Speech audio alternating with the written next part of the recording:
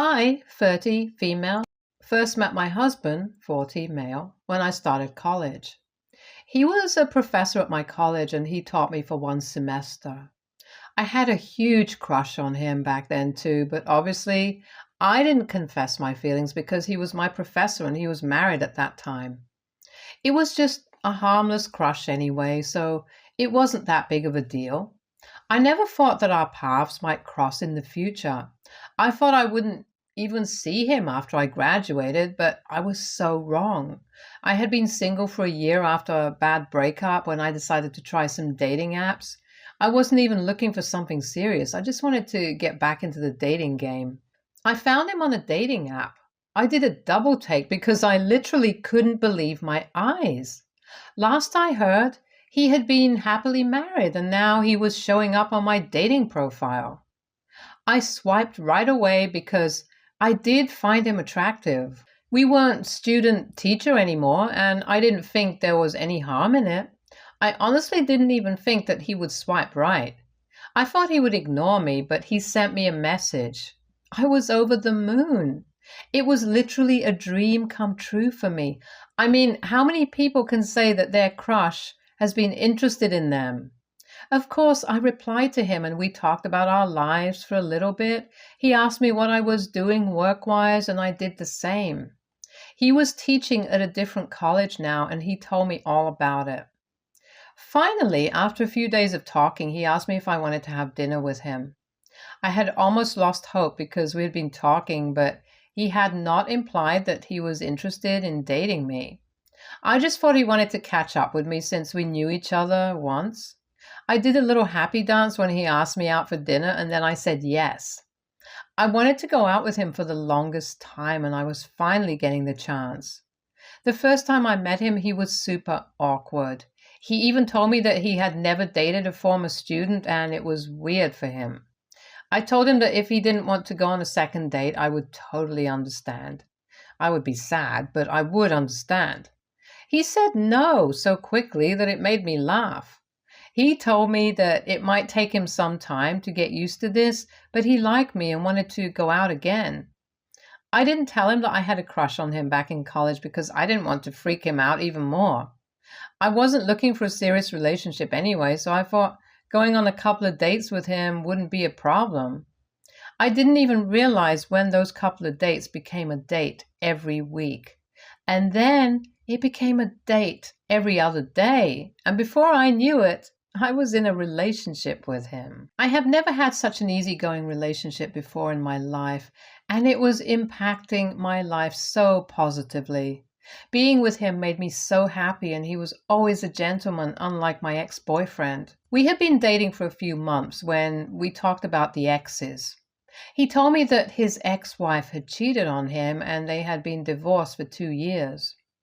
They had also been separated before the divorce. I felt so bad for him. Cheaters are the worst people in the world. I eventually told him about my crush and we laughed so much about it.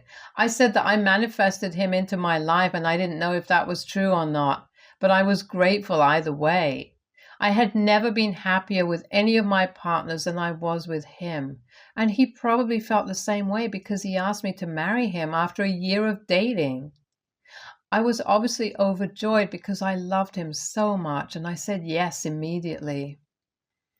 My parents were very happy for us, and so were his. I was a little skeptical about his family because they have been a little indifferent to me ever since I met them, but they seemed happy about our engagement. I sort of knew that they would eventually come to like me, but their behavior was stressing me out big time. My husband did try to convince me that his family liked me, and even if they didn't, it didn't matter. But of course it mattered. I didn't want there to be any bad blood between us. They loved his ex-wife and always talked about her fondly. It used to upset me a little because they still liked her even after she cheated on him, and they weren't ready to give me a chance. But I understood because they had known his ex-wife for way longer. She used to be friends with his sister before she started dating my husband, so she had been in their lives for quite a few years. I got that I never had that much history with my in-laws, but they still could have given me a chance. Nevertheless, I was relieved to see that they were happy about our engagement, and I decided to let all that negativity go. My sister in law was still not on board with the wedding. She did not like me at all, and she never tried to hide it. I got that my husband's ex wife was her friend, but she should have been happy for her brother. How could she hate me and not her friend who cheated on her brother? I mean, she had some sick sense of loyalty towards her friend, and I didn't bother trying to befriend her. None of the in laws helped out with the wedding preparations at all. I sort of had to do everything on my own. My mom did help out with everything my fiance couldn't, so that was a big help. I just thought that my in laws needed more time to come around. I was for sure convinced that they wouldn't do anything disrespectful after the wedding. We will be a family then, so they will accept me into their lives. God, I was so wrong. They didn't wait until after I was married.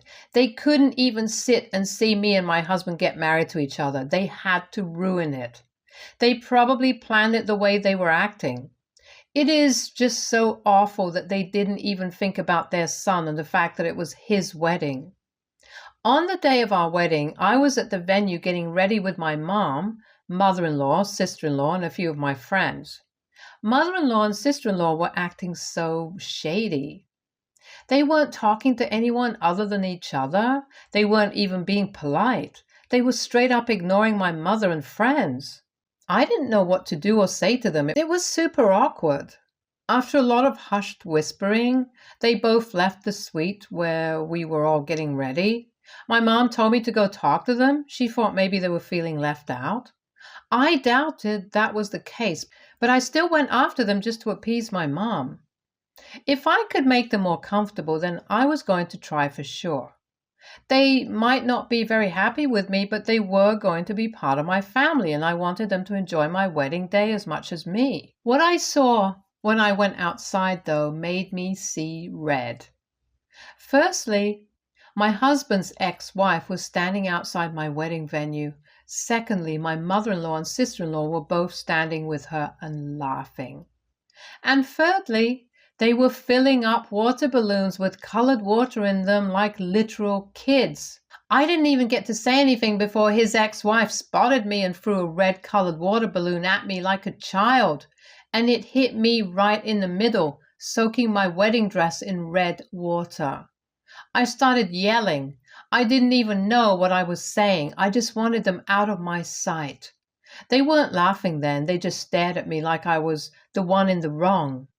Tears started in my eyes because I was so incredibly angry. They didn't make a move until my husband was standing right next to me with a grave expression on his face. He told me to calm down and led me inside. He gave me water and calmed me down before he went out again for 5 minutes. After that, he said that we would get married in 20 minutes and he told his family to leave. I wanted to laugh and cry at the same time. I wanted my wedding to be perfect, and now my dress is ruined. It didn't deter my husband, though. He burst a water balloon on his clothes, too. I looked at him with wide eyes, and he just handed me a couple more balloons. He said that he would throw some balloons at me, and I should do the same. He called it our watercolor wedding. I didn't think it was possible for me to love him more, but in that moment I did. I didn't care that my in-laws were literally evil. As long as I had my husband, I was good. We did get married with colorful clothes, and the absence of his family was the cherry on top. I never wanted to see them again, and I didn't want my husband to ever see them either. Am I the a-hole for feeling relieved that my husband got rid of his family at our wedding and that I don't want him to do anything with them again? Update 1. So my husband and I left for our honeymoon right after our wedding. He insisted that we both be off our phones so no one would disturb us. I can't even live without my phone, but I gave in to make him happy. It was the most perfect week of my life. I did not miss my phone whatsoever. I was just so happy. I was constantly smiling when we got back from our honeymoon. We stopped by my parents' place to let them know that we were back and I missed my parents, so I wanted to see them. My husband didn't even mention his parents, so we went home after that. It wasn't until we were home that I realized that my phone was still in the car.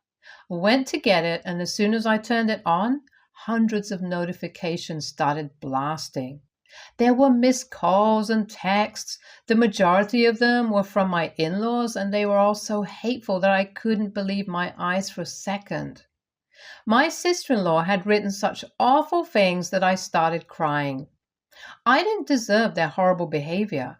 I hadn't done anything wrong, but I was always at the receiving end of their verbal lashings. They were the ones who ruined my wedding until my husband saved the day because he was so wonderful. They should have been ashamed of themselves and should have apologized to me, but here they were, telling me how I had broken their family and ruined their lives. They had no right to do any of that. When I didn't get back inside the house, my husband found me in the garage. I knew I was upset, so he took my phone and read some of the messages. He assured me that we would talk to them, and I shouldn't take any of it to heart. Easier said than done. It isn't exactly easy to not take their words to heart, even though I know they were the ones who were wrong 100%. My husband wanted to have a chat with his family alone because he didn't want me to be upset, but I insisted that he invite them to our place. I wanted to be there when they talked. My mother-in-law and sister-in-law came for lunch. They probably thought my husband had called them to reconcile because their expressions fell when they saw me. They probably expected me not to be there. Tough shit. I wasn't going anywhere. They weren't just playing with my life or my husband's. They were hell-bent on ruining my marriage all because of that cheating ex-wife of his. I couldn't have that. I thought we would talk to them after lunch, but my husband had different plans. He confronted them as soon as they set foot in our home. He asked why they did what they did at our wedding, and his sister very snidely said that they were just looking out for him. She said that they knew my husband still loved his ex-wife, and I was just a rebound. She kept talking and saying hurtful things, not reading the room at all. I could tell my husband was at the end of his patience. He cut her off abruptly with a shout and told her to shut up. He told her that he didn't love his ex-wife at all and that marrying her was the biggest mistake of his life. He said that she made his life miserable while they were married, and then she went ahead and cheated on him. I looked at him wide-eyed because he had never bad-mouthed her. He had told me all about his marriage and how unhappy he had been, but he was too good of a person to bad-mouth his ex-wife, cheater or not. His family actually brought out the worst in him. He was looking very distressed, and I wanted to save him from feeling vulnerable in front of his family. So I told them to leave. They just looked at me like I was stupid.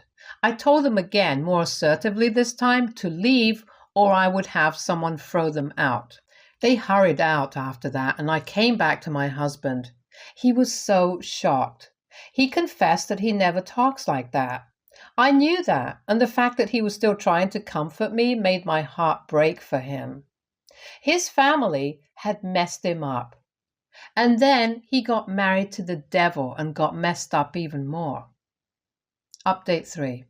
So we didn't hear from his family for a few months after that fight where my husband lost his cool.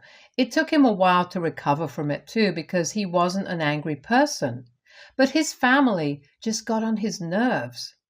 I really thought we were past the nightmare that was his family, but boy was I wrong. I had just reached home after work one evening and found my husband's ex-wife standing in our driveway. I really didn't want to talk to her. I thought about ignoring her altogether and going inside, but I wasn't that person. I got out of my car and asked her what she wanted. She said she wanted to have a chat with me. I told her that I didn't have anything to say to her, to which she rolled her eyes like I was the intolerable one here. I told her that I wouldn't let her inside my home so she could say whatever she wanted and leave. She told me that she still loved my husband. I don't know why she was telling me that. I told her that she was embarrassing herself and she should move on because I could guarantee that my husband didn't feel the same about her. She looked at me like I lost my mind and then started laughing. I didn't have time for her bullshit. I wasn't completely sold on her after she threw a water balloon at me on my wedding day like a juvenile, so I started to move towards my house. She tugged on my bag and pushed me a little to stop me. I asked her what was wrong with her. She was acting like a crazy person. We were not in high school fighting over a guy. I told her to act like a grown woman, and if she wanted to confess her love to my husband, then talk to him. I had nothing to do with their relationship. I knew my husband would not even listen to a word she had to say anyway. I literally shoved her away before I went inside. I was so sick of these people trying to butt into my marriage. I did not sign up for his crazy family and the psycho ex-wife when I married him. Update 4. So I confided in my husband about how his ex-wife cornered me outside our home and was saying a bunch of nonsensical things. I really didn't want to burden him with this stuff because he just looked so tired of it. I knew this constant involvement of his ex-wife and family was taking a toll on him, but I couldn't tell him. I never hid anything from him, and this was all directly related to him. I told him what she had said, and he looked so pained that I almost stopped. He assured me that he did not feel anything towards her, which I knew. He didn't have to reassure me at all, and I hated that he had to because he wanted me to have no doubts. It was so disheartening to see that they were causing problems in our marriage.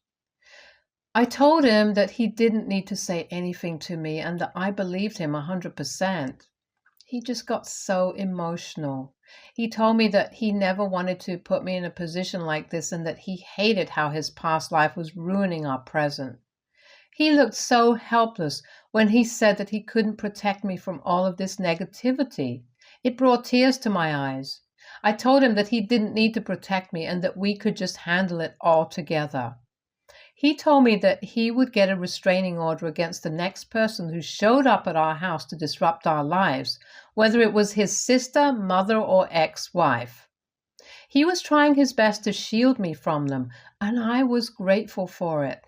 They didn't show up after that day, and our lives were almost back to normal when I found a recording device in my bag. Update 5. A few months after I had that run-in with his ex-wife, I had a horrible day at work. I was on my way home, tired and just ready to call it a day. I had just entered the house when my bag got stuck in the door and everything fell out on the floor. It was just one of those days when everything was going sideways. I was so frustrated that I left all the things there and lay down on the couch. My husband was the one who picked up all the stuff when he got home. He was feeling terrible, so he told me to just relax and that he would bring my stuff to me so I could put it back in my bag. He brought all the things and set them all out on the coffee table, and that's when I saw it. A small black digital recorder that I didn't know what it was when I first saw it. I told my husband that it wasn't mine. He searched for what it was and then told me that it was a recorder and it was on. I was super scared because I didn't even know how long that thing was in my bag or who had listened to my conversations. My husband seemed to figure it out first, and he looked so pissed off. He got up and called the cops at once. I knew who it might belong to, but I just didn't want it to be true because putting a recorder in someone's bag was downright psychotic. The cops told us that the recorder was purchased by his ex-wife a few months ago. He didn't even try to hide her tracks. She probably thought that we wouldn't call the cops. This time it was me who told the cops to arrest her. They got her for obstruction of privacy and stalking. We had to go to court, but I wanted her to pay because she went too far this time. She had no right to incorporate herself into our lives in the first place, and the things she had done were insane, and I needed to put a stop to them. Update 6. In the following days, I started getting texts from my mother-in-law and sister-in-law again after months.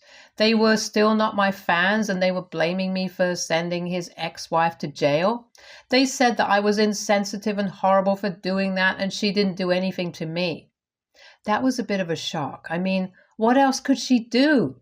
She had literally put a recording device in my bag, which is such a gross invasion of my privacy. What did she want to hear anyway? Why can't she just move on like a normal person and leave my husband and me alone? I obviously didn't reply to any of their texts, though. The court was exhausting. His ex-wife really was insane. She kept saying that she wanted him back, and that's why she put the recorder in my bag. She wanted to listen to our conversation and figure out if we had been together when she was married to him. My husband told me later that she had been paranoid during their marriage, that he was cheating with her with the student. He had assured her millions of times that he would never do that, but she went ahead and cheated on him anyway. She kept crying about how she cheated because she thought he was cheating too. Does that make any of it okay? I was honestly done with her drama and her presence in my life. I wanted peace. And that's what I planned to get, no matter what. She didn't get any jail time, much to my disappointment. She did get a fine and a restraining order, which made me quite happy. I thought we were done after the court, but my husband took me to the police station and got a restraining order against his sister and mother, too. I didn't want to say anything to him since they were his family, but I actually felt safe knowing that they wouldn't come near me now. He also got us a security system to install at home. I was just happy that he cared that much and that we finally got rid of the nuisance that had been plaguing our lives ever since we got married. Stay tuned for more stories from our girl relationships.